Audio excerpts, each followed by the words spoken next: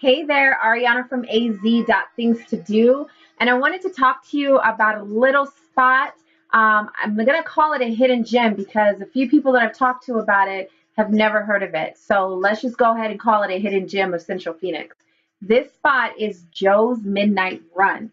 Now, if you've never been, it is a must go to, but I'm gonna talk to you about a scenario in which you may find yourself in and why Joe's Midnight Run is the perfect spot for you. Okay. So it's a Friday night. You have plans after work. You're meeting up with friends. You're going to a show, a concert, movies, what have you. And you tell yourself, on my way home or as soon as I get home, I'm going to eat because during this show or wherever you're going, there's not going to be food there, or you don't want to spend a bajillion dollars at a concert for food. So you say, I'm going to eat before I go. And then afterwards, maybe I'll grab an appetizer or drink, maybe, depending how late it is. You get home, you get dressed, and you realize, I gotta go, and you haven't eaten anything. So you sit through the concert, you get a drink, you're tired or you're hungry or what have you, and you leave starving. And you say, it is 1 o'clock in the morning, it is midnight, it is even, well, let's not say 2, let's say 1:30 in the morning, and you're in Phoenix, and your only options you think are 24-hour IHOP, maybe a 24-hour drive-through, Jack in the Box or what have you. Think no more. Joe's Midnight Run open till 2 a.m. Not open till 2 so the kitchen closes at 11. The kitchen closes at 2 a.m. Now, granted, they will turn the music off at 2 a.m., but they do close. The kitchen closes at 2 a.m. So let me tell you a little bit about our experience at Joe's Midnight Run this weekend. We went on Friday because that exact scenario happened to us. Went to a concert on Friday, had intentions of eating before we went, and it just didn't work out. Let's just say I had some outfit issues that caused us to run late, but I'm a girl, so it happens, right? So we get to the concert, we get popcorn, but that's about all we had. And afterwards, we wanted to eat. Like, we wanted good food. We did not want to run through something. So we knew about Joe's, but we looked it up just to make sure, the location, the proximity to where we were was good. Lo and behold, it was about 5 minutes away. So 13 minutes to be exact, I think. Actually, I'm exaggerating. So anyhow, so we go to Joe's Midnight Run and not really having too much expectation, just expecting that it's a full restaurant and the kitchen's open, so at least we get to eat some good food, okay? So we pull up on the outside of the building. We see, oh, by the way, the location is on 7th and Bethany Home in Central Phoenix. Okay. So we pull up to the location, and on the outside, we see a wall with lyrics that we are oh so familiar with as hip hop lovers in the 90s, right? So we pull up and we see the lyrics on the wall. We're like, okay, what is happening here? We go inside and we're greeted to like an indoor outdoor eating situation. The building is really, really nicely decorated, very classy, very chic. And the music we're hearing, though, is kind of a juxtaposition because we're hearing Easy E. So we're like, okay. So the place where we have our seat, we see another lyric wall behind us, and we're talking lyrics anywhere from Notorious B.I.G. to the Beastie Boys. So we have a seat. The hostess was amazing. Shout out to Jeff Martin, who for the 2 days that we were there, the 2 nights in a row that we went, was an amazing host. So again, shout out to Jeff Martin, who explained the situation because I wasn't confused. I just had questions like, what is this and where am I at? So anyhow, we get the menu, and the menu, everything looked great. And so let me just talk a little bit about the atmosphere. Okay, so first of all, like I said, you have your lyric wall behind you with lyrics that you're familiar with if you're coming up in the 80s or the 90s. You have a very familiar 90s movie playing on the TV, which now I know is a regular thing all day long. You have an outdoor sitting area, which is really, really nice. And then you also have your indoor. The outdoor flows into the indoor, as most places in Arizona does, right? The music over, like you, like I said, Raekwon, or I didn't say Raekwon, I said Easy E, Tupac, Biggie, Lauryn Hill. It was just everything that gives you that vibe that you really want. If you grew up in the 90s, but you're just coming from a really live event and you don't want to turn off a la IHOP, but you just want to chill down and kind of relax from the event. Okay, so that was the atmosphere. The decor was, let's say, mid-century modern. Let me give you a little bit of a background. And I know this because I asked and Jeff gave me a little bit of background. So Joe's used to be at that same location. That building used to be a liquor store, a drive-through liquor store. And rather than tearing it down, they kept the building, turned it into something amazing, and called it Joe's Midnight Run instead of Joe's Liquor Store.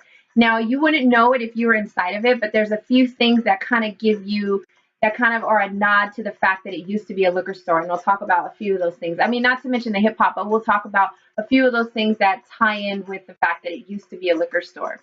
Um, so I guess that's all I have to really say about the atmosphere. The atmosphere was on point, but you don't want to go somewhere where it's really nice and you're feeling it and everything, but then the food is boring. And that happens way too often. It's either great food, bad atmosphere, or it's great atmosphere and food. The food on its own just can stand alone. Like, just call it the Joe restaurant without all of the awesome things that make it what it is. And it just stand alone is a great spot. So on our menu, first we see the appetizers and we see a picture of TLC, an artwork of TLC, I should say. Then we get to the main course, and the main courses are called Biggies with a picture on the right of Biggie Small. Clever, right? So let me tell you what we ordered. So from the appetizer menu, we ordered the frites with a garlic aioli, a chimichurri aioli, and there was something else. Oh, and a curry ketchup. From the appetizer menu, we also ordered wings with a honey glaze. I want to say it had some other kind of, it was a chipotle honey glaze, and it came with a side of lime cilantro crema. So it was really, really, really good. For our main course, we ordered, as you could tell, we like to share. For our main course, we ordered the notorious BIG burger. Let me explain this burger, okay? It is a bun, then you have your beef, then you have your braised pork, then you have your coleslaw, then you have chicharrones piled up, and then you have another bun. Amazing. Shareable if you have the fries and appetizer, I would say, but it's good. It was really, really, really good. And of course, again, that's called the notorious BIG burger. So super, super impressed.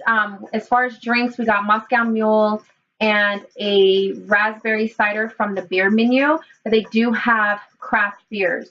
Now, here's a really cool thing about their beers is that to nod to the fact that it used to be a liquor store, you can get a 40 in a bag. How clever is that? But their 40 in a bag is really, it's a growler where you can get it filled with a craft beer and take it home, but it is it looks 40 growler, but it's in a bag. So we thought that was kind of clever and really cool. On their website, they say that it's a culinary remix, and we just feel like that's probably the most perfect way to describe it. You're in for some really, really, really good flavors. I mean, the chef puts his foot in it, but the remix is you're just not quite expecting what you get. And so it was just a really cool experience. Like I said, we did go 2 nights in a row. We went on Friday and we went back on Sunday. Or Saturday. But let me explain. Shout out to the server who put us on to the apple tart. So after we finish our meal and we're about to leave, they ask us, as always, do you want dessert? Normally we'll pass on the dessert. But this time we figured, one, we just wanted to stay and chill because we weren't really tired at that time. But we ordered these little donut holes thing, like little donuts that they have. And I think there was like a sauce you can dip the donuts in or whatever. We were going to share those. A different server, well, we ordered that with our server. Server walked away, thumbs up. A different server overheard us ordering that and said, hey, is this your first time here? And we were like, of course, yeah, and it's so nice. And he's like, wait, if this is your first time here, please just try the apple tart. So we were like, nothing to lose. Food was great. Like, why not? So we order the apple tart. It comes to our table, and the smell alone drop the mic. Like, amazing, right? We bite into it, and it's one of those moments, you know, where you're eating and you just stop talking and you're just having just a situation, like a food moment. It was one of those. The server comes back over to us and he's like, right, right. And, you know, I mean, it was great. That night, the next night, we went to day 2 of that concert that we were at the previous night. And afterwards, we both looked at each other and we were like, apple tart? Yeah. Joe's Midnight Run again? Yeah. This time we brought some friends with us. Jeff wasn't there this time, but shout out to Rick Cordova, who was there. He's the owner. And we briefly talked to him the first time. The second night that we were there, we chatted a bit. And he was just really, really, really cool, down to earth guy. And shout out to that server who was there that second night that put us onto the apple tart, because as soon as we walked in, he already knew, and he said apple tart, and we were good to go. So I think it was a great experience. I really wanted to inform people about this place, because a lot of times you go out and you're, you know, date night or whatever, concert, show, art or whatever, and it's late and all you can think of is Jack in the Box. Like, really, that's all you can think of sometimes, because even though there's a lot of spots that stay open late, the kitchen closes hours before that. So we really like Joe's Midnight Run, not just for the convenience, not just for the atmosphere, not just for the throwback nostalgia that it gave us, and not just for the amazing food, but all those things combined have made it just a spot that we will go to over and over again, a spot that we will recommend to our friends, and a spot that we will take our California friends and family when they come and visit us.